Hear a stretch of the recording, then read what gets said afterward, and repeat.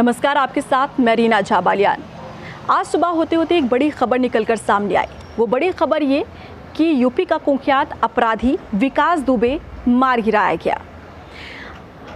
आपको बता दें कि विकास दुबे को कल ही मध्य प्रदेश के उज्जैन के महाकाल मंदिर से गिरफ्तार किया गया था, या फिर कहा जा रहा है कि उसने आत्मसमर्पण किया था, जिसके बाद यूपी एसटीएफ उसे वापस लेकर आ रही थी। और उसी दौरान पुलिस का जो कहना है, पुलिस का जो बयान सामने आया है, उसमें कहा जा रहा है कि रास्ते में पुलिस की गाड़ी का एक्सीडेंट होता है जिसमें पुलिसकर्मी घायल होते हैं। उसी का फ़ायदा उठाकर विकास दुबे भागने की कोशिश कर रहा था, जिसमें जवाबी फायरिंग में पुलिस ने गोलियां चला दी।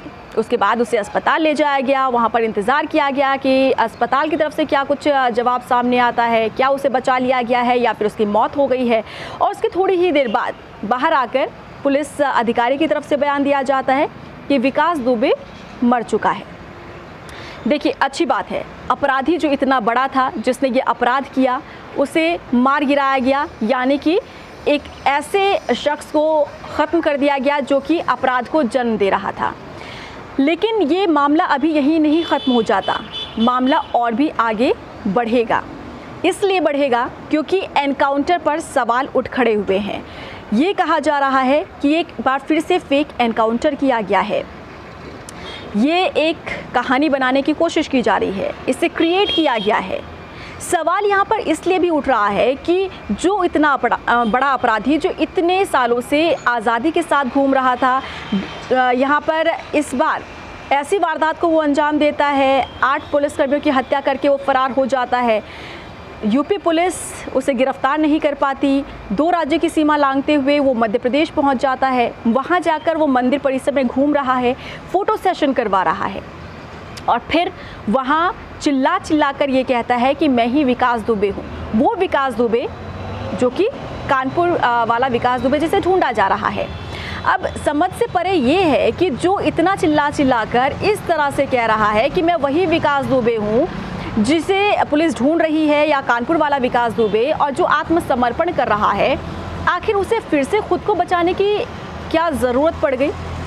क्योंकि पुलिस का जो बयान है, पुलिस ये कह रही है कि उसे वो भागने की कोशिश कर रहा था। वो पुलिस जिस तरह से ये पूरा एक्सीडेंट हुआ, उसके बाद पुलिस की पिस्टल को लेकर वो खुद को बचाने की कोशिश कर रहा था। फायरिंग उसने की, जिसमें जवाबी फायरिंग में पुलिस ने इस तरीके से गोली मारी विकास दुबे को। लेकिन समझ में तो ये नहीं आ रहा कि जो शख्स इतना बड़ा अपराधी, जो खुद का आत्मसमर्पण कर रहा है, कह रहा है कि मैं ही विकास दुबे हूँ, अगर कोई नहीं पहचान पाया तो अपना नाम बता रहा है, अपना एड्रेस बता रहा है, और उसके बाद वो भागने की कोशिश करेगा। आप इस पर कमेंट ज़रूर दीजिएगा। आप बताइए कि आपको ये क्या लग रहा है, क्योंकि कानपुर पुलिस से तो पूछताछ ज़रूर की जाएगी, जवाब ज़रूर देना होगा कानपुर पुलिस को कि आखिर ये किस तरह से एनकाउंटर किया गया, माध्यम क्या रहा इसका, क्या कुछ वजह इसके पीछे रही। लेकिन इतना बड़ा अपराधी अगर पुलिस के हत्थे चढ़ा तो एक बड़ी जिम्मेदारी पुलिस की ये बनती थी कि उस बड़े अपराधी से वो तमाम सवाल करना जो कि अब तक फिजाओं में घूम रहे थे, वो चीज़ों को निकलवाना, या फिर वो राज निकलवाना, खुलवाना, जिनके नाम अभी भी दबे हुए हैं, जो अभी भी सफ़ेद पोश खुलेआम घूम रहे हैं, या खाकी वर्दी, पुलिस की संलिप्तता इसमें पाई गई थी, कितने तार इससे जुड़े हुए थे, ना जाने कितने राजनीतिक दलों से इसके ताल्लुक़ रहे, ना जाने कितने बड़े अधिकारियों से, मंत्रियों से, नेताओं से इसके ताल्लुक़ थे। तो ये बड़े बड़े नाम निकलकर सामने आ सकते थे। अब हो सकता है कि कल जितने समय पुलिस ने पूछताछ की उसमें बड़े खुलासे इसने किए हों, लेकिन अगर बड़े खुलासे नहीं किए हैं तो यूपी पुलिस और योगी सरकार ने एक बड़ी चूक की है, क्योंकि बहुत बड़े खुलासे विकास दुबे कर सकता था। इसके माध्यम से यूपी के अंदर क्राइम को कंट्रोल किया जा सकता था।